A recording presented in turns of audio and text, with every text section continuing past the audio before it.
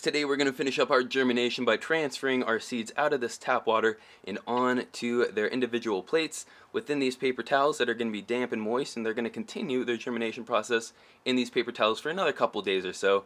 Our seeds have been sitting in these shot glasses here within their tap water for roughly 18 hours, so it's time to transfer them out of there so they don't get waterlogged or drowned.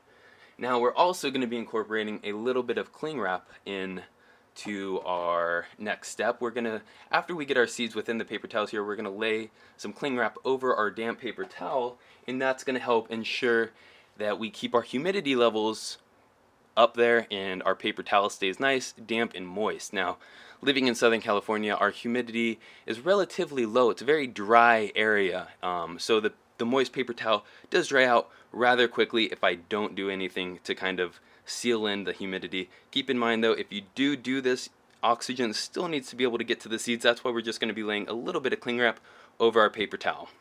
So let's get to transferring out our seeds. We'll start with our Azora Haze over here.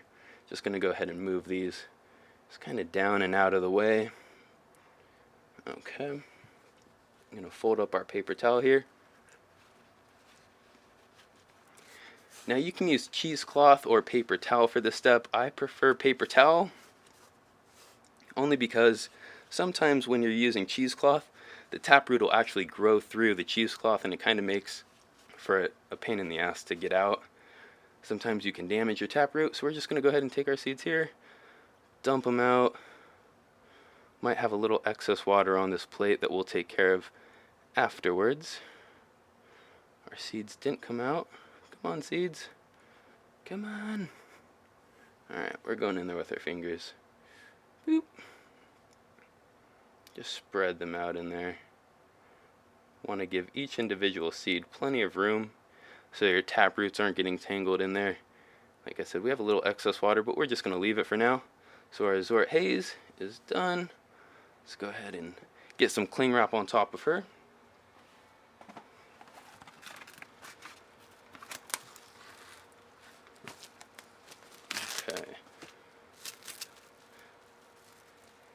Just lay it on top just like that, and we're done. So we're just going to move down the line here, move it on to the purple kush, and that's basically all we're doing for today's video, OGs. Just a simple video, just finishing up our germination process. Now doing this with your seeds, the germination process helps you get a head start. Now, like I said, you can just plant right into soil, but it's not so optimal. This gives you a better success rate of germinated seeds, not only germinated seeds, but sprouted seeds too. This plate has a lot of water. Hopefully that paper towel will absorb that. Okay, yeah, this plate's got a lot of water. We're actually just going to try and dump some of this back into the plate. That got a little messy. Okay, we're not going to do that again.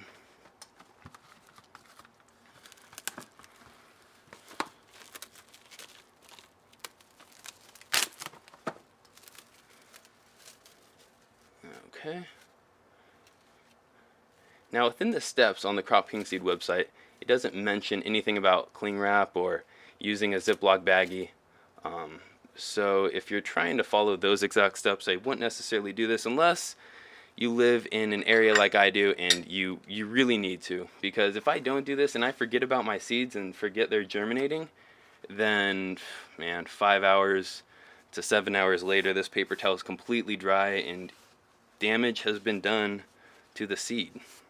You want to make sure that they stay moist and dark in a nice room temperature climate. Alright, so now we got our Jack Herrera.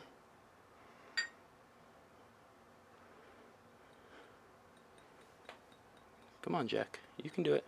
You can do it. There you go. Alright. Just about done here.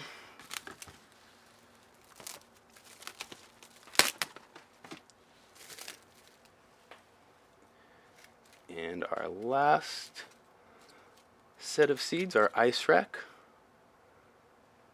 I'm running out of room up here. Okay. Paper towel.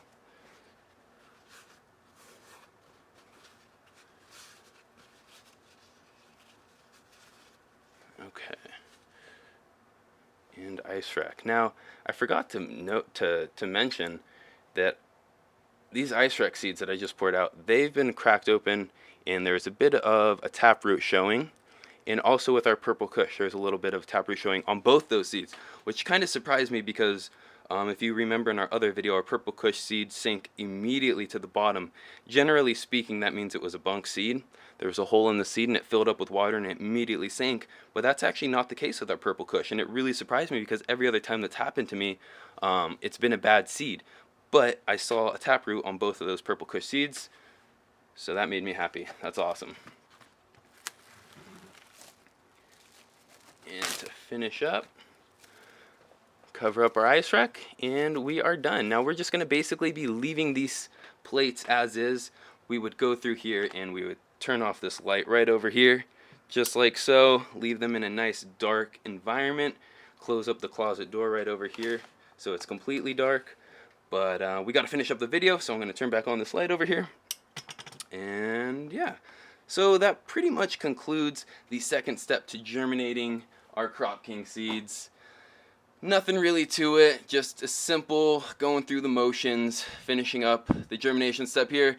Hopefully in a couple of days our taproots will be showing. We'll be ready to plant into our 5-gallon pots and get them underneath our G8 LED lights. So with that being said, OGs, that is going to end the video here. Thank you guys for watching. Don't forget to comment and like, and as always, OGs, subscribe so you're not missing out on any of this awesome content. I forgot to mention, you want to be checking on your paper towel periodically through this step of the germination process. Every couple hours or so you want to come in here, check the dampness of your paper towel. If it's dry or it's going dry, you want to reapply some water, re-moisten it up.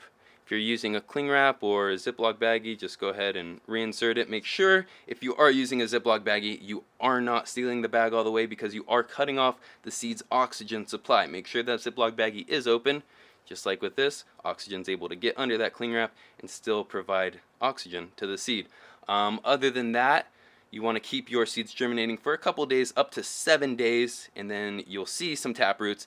After 7 days, if you don't see any taproots, you can do a last ditch effort of throwing your seed back into the water glass for a couple of days. If you still don't see any signs of a taproot after that, then your seed is not viable. Just go ahead, throw it away, and start over. Other than that, leave your plate in a room temperature climate with the lights off. Make sure it's nice and dark, and let your seeds continue germinating. Peace out, OG.